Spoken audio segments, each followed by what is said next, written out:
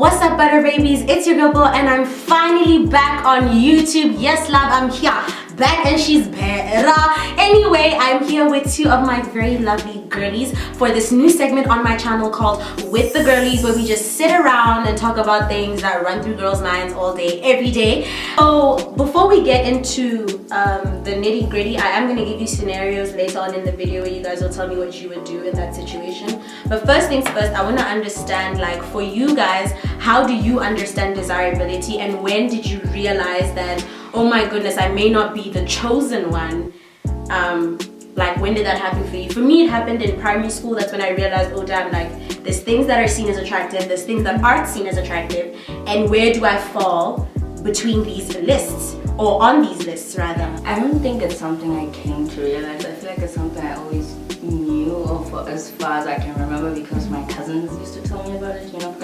I used to like hear what they would say about men, and all men said, you know, this man said this about me and this man said that about my other.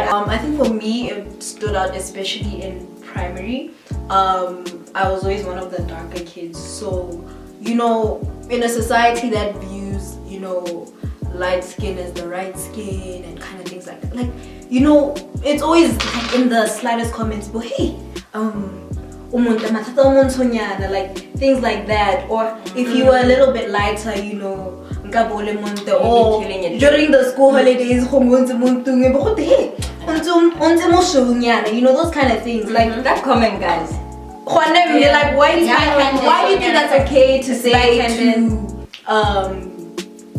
a 6-7-year-old kid? Like, at that time, now all I know is just playing, and now you're putting this thing into my mind for you know, I'm not desirable because of the skin color I mean, it's not like I chose to be born like that. And it's like, my best friend at the time was light skinned, so I always used to see how, you know, people used to favor her in a sense over me. Like, just take the boys, like, you know, the niggas would have crushes on her, you know, that kind of stuff, and it was always like I was the darker friend. I remember one time, actually, I only had this conversation with the gent, like, way past primary. He was like, you know, I had a crush on you in primary, but because people used to talk about how not nice looking you were, like, I couldn't fully express that. And guys, that gent was like, yo, Nike Soka that gent. So for him to tell me the combos could have communicated. They could have communicated. That could have been my primary school boo. Like, I mean, obviously we were little kids and stuff, but that still like stuck with me. Like, I was like, damn, like, it was that, guys. Let me Google something for you. The boys in like standard 6, 7 used to call me this. Oh my gosh, this is gonna make me sad. Don't laugh. Imagine. I'm just glad that I had, you know, people at home, like, despite those comments, those backhanded, you know, I still had people that did tell me, you know, you're beautiful in your own skin. Or like Lungo mentioned that she heard it from family members, and you heard it like around you and my own personal experiences. Yeah. So how do you think that those experiences better informed your future decisions? Did they give you some sort of confidence when it came to those kind of things? Like, did you feel like, because I'm aware of this fact that people find this and this attractive, then I can use it to my advantage? Or do you find that it made making decisions even more difficult, because now you had to like weigh out your options and feel like, is this person even being truthful in expressing their desire for me, or are they just, is it just a sick pride? You got what I'm saying? But now I would collapse if that happened. No, genuinely, I would collapse. Or like it was a bet. I would collapse. My guy did that too.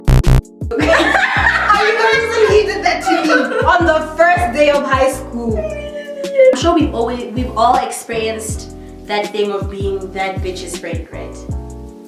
No? I'm that bitch.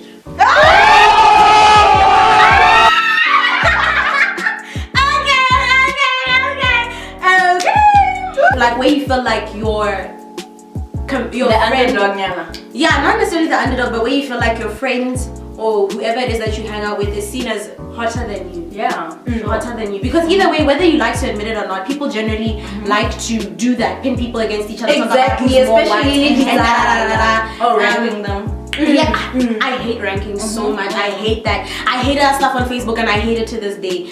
In those situations where you felt like, oh, maybe this girl is preferred over me or whatever, how did you deal with it internally? What kind of conversation did you have with yourself to come to terms with it? I feel like I can't explain it without explaining, like, okay, in Form 3, Form 1, Form 2, Form 3, there was a chat of like, I did have niggas' attention before, and for me it's just like a confidence booster. It's really nice for me to like spend some time, you know what I'm saying? But like, that's all it was, just a confidence booster. Okay, 3 years down the line now, or for wherever we are now, like, I come out of my small bubble. After my long relationship, I come out of my bubble and I find out, oh, things have changed. Mañana me echas el makeup. Passing it in Baby. Like, a lot of things have changed. Like, you're not just that bitch by just being yourself anymore. For me, it felt like a thing of you need to look a certain type of way. And makeup is one of those big things that I realized. Well, I think I did feel like that friend that is not desired or not attractive, but I think for me it was a thing of like, Lumo, you know yourself, like you're not that much into makeup. Even if you did try it, you're just not good at it. And another thing is I just also don't have the time for it right now. The whole reason I think I've come to terms with being that friend that's not as desirable is because I know that how I look now is the way that represents me best. Like, like my prom pictures, for example, I had makeup and I felt like, yeah, this is cute, Lumo. Like, you killed prom, but like, I definitely murdered it. At what cost? Like, you're gonna look.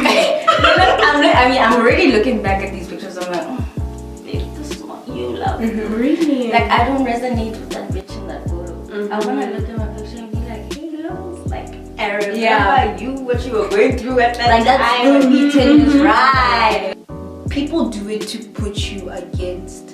Like, it's all a competition for the male gaze, and it's like it's to low-key turn you against each other, you know, so you feel like, you know, I always have to be competing semangman because, you know, but at the end of the day, who is it for?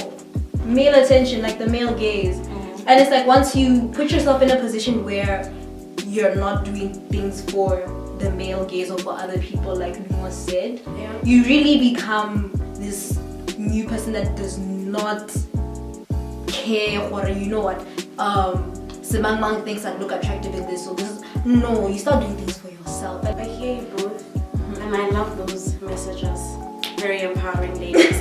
I've never had the experience of actually being the girl that people are vying for, or that individuals are trying to stick their neck out for and be like, what's this Hannah about? You know what I'm saying? It obviously takes a toll on your self-esteem as time goes on, because, I mean, granted, when you're at that age in like primary school, like standard 6, 7, boo, you know, your hormones are starting to flare up. Honeys have boobies, others have hips, others have ass for days, and you're just over here skinny malinks, you feel me? So it took me a long time to get over the fact that I was just a slow developer. But at the end of the day, I think once I realized that part of the reason why, I think I just lied to myself till I believed it. That's just fake it till you make it. Because I'm very big on affirming myself, and I'm very big on telling myself what I need to hear. So I think throughout the years I just kept telling myself, like, the reason why these people don't want you is because they don't see you. In that same breath, obviously, when you're out and about with your friends, like at a party or just anywhere, and immediately when people come over, or when people are trying to get your friend's attention over you, right? It does make you feel overlooked, makes you feel like a prop, makes you feel like, oh, well, I know what's going on with me. Especially if you thought you were killing it that day. And one thing about me, guys, I used to think I was killing it. And I used to feel like we sort of king. No bitch is dressed better than me in this room. Like, what a one? Like, what's happening? But that doesn't automatically mean the baddest bitch in the room and just not appeal to. That's what I'm getting to. Target. Yeah, like, but exactly what I would feel like. I would feel like I'm doing the utmost I can do. Like you were saying, when it comes to makeup and stuff, like as of late I haven't been wearing makeup much, even when I'm at home. And before, I used to be, guys, I used to go to school get tested green eyeshadow like I was that bad. I loved makeup so much, and I quickly fell out of love with it because I realized that the only reason why I picked it up was because of that. That want to be desired, that wanting to feel like somebody's noticing me. You get what I'm saying? That's why I realized that a lot of the things that I was doing in high school particularly were just for show. For show. Like 9 times out of 10, the things that I was doing was for show. I feel like when you're interacting with individuals that you want the attention of, not necessarily that you have a crush on them. That's what I realized. All these people that I said I had a crush on, that was not a crush. You never admitted when you had a crush. I never. It's just what you mean. Nah, she'd wait 5 years this one. That's why I can't remember. Who was your crush? Okay, let me not say crush. Let me just say people that I was interested in or just talking to. I craved that attention, right? And so From them anytime, specifically, or no, not necessarily from them. I just craved that From attention from just anyone. Oh, a type of attention that you see like your the friends. And that I've been seeing my hands get for years now. And it's a thing of, okay, you know what, if this attention is not gonna come to me, I'm gonna go to it. So I started shooting my shot with ridiculous characters. And I'm not saying anything against them. They're good people in their own right. However, I found that the only reason why I was constantly going back, even after being disappointed by them, was because I knew that that's a place where I could surely get attention, regardless of whatever's going on in my life. Now you're lowering your standards. Now I'm lowering my standards, and therefore allowing myself to have low quality experiences. And that desperate times don't call for desperate measures sometimes, because that wasn't even desperate times. I mean, that was just regular time. You were just feeling like, I was just feeling like there's no time for me to experience these things except now. So let me experience them now because everybody's experiencing them now. And so therefore I just found myself in so many sticky situations that I did not need to be in. What was the turning point for you? Like the moment and you realized, or let me say your eureka moment where you finally came to terms with the fact that, oh, I actually don't need to participate in this circus or this race. For me, it was definitely from 3, like after I took my own time to just reflect and like, you know, dig deeper into why I have these insecurities and like why things are the way, like why I think a certain way. Like I challenged myself and I realized, what damn, Amadoda. If you want to subscribe to Amadoda's Beauty standards. you're going to change yourself so much you won't even recognize the person you are, because that's not you. You're not looking at a stranger, no it's shame. Amadoda and your beauty standards. Wait a damn minute. What? I don't think I've had that moment yet. Oh, it's just something that you came to terms with hella without having anything like. No, I feel like it's something I'm still dealing with. I'm still getting Ongoing. Growing up, I grew up with gents, and I always felt like I'm one of them. Like Yeah, one of the boys. Yeah, I was one of the boys. Like I felt like I didn't even realize that I supported a future in the way I view women as well, and you know, females in general. I think like my view on women is really, I'm working on it. But it's still a bit, but obviously like I look down to my gender and I'm not proud of it. Think about it in like workplaces. Like for me it's like, you know, obviously I plan on being like a career-driven woman. I don't see women as intimidating. And for me it's like, that's like that was the red flag, because I was like, hey, Ilore. Why was I less than? Someone walks up to your table, or someone, you know, whatever, walks up to you guys, you're sitting in a group, and they immediately shoot for your friend. The one that's in a relationship. The one that's in a relationship. But once they realize that, oh shit, like I can't have this friend. And then they wanna say, dessert. What do you think? What do you think? Situations like that, how would you react? And have you reacted in a situation like that, and how did you do so? Have we ever been in a situation? That's truly a off moment for me. Yeah, same. If he doesn't know that my friend is in a relationship already, because my friends are very public about their relationships, then it says to me that he's ignorant. You didn't do your research. You didn't do your research. And if he did, and you know that she has a You're completely disregarding the fact that she is in a relationship. and he doesn't respect you. Okay, no. If you take it through land, respect your relationship. Okay, but let me give you an example. My proposal. I get why you said no, and I fully supported your decision because you're not second best. Yeah, at the time I knew. So basically guys, no season yadi proposal. So I was leaving school the day before the proposal and I stopped by the G classrooms because I saw a bunch of people I know. So I stopped there and I'm like, oh, what's going on? They tell me that they're preparing for a proposal. They show me the posters and everything.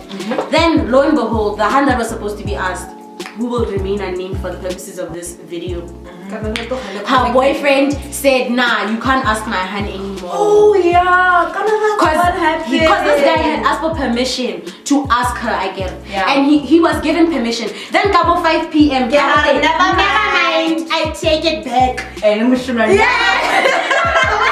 Mind you, that night, our friend, who we will not name for the purposes of this story, went and bought the flowers that I was given the next day. That same night, I was on the phone with her. And I was like, yo, you know, friend, me, I've always wanted to go to prom alone. And she decides she knows bed.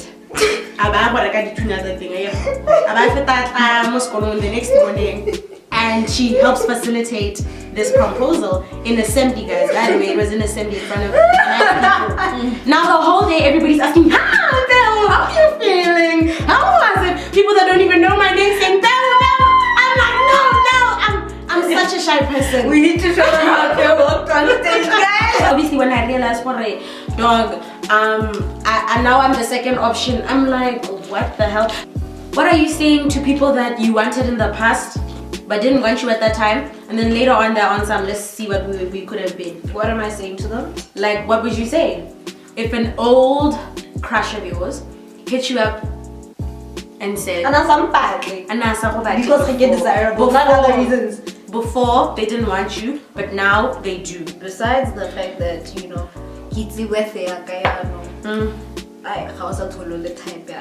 sorry, I'm not the person I was.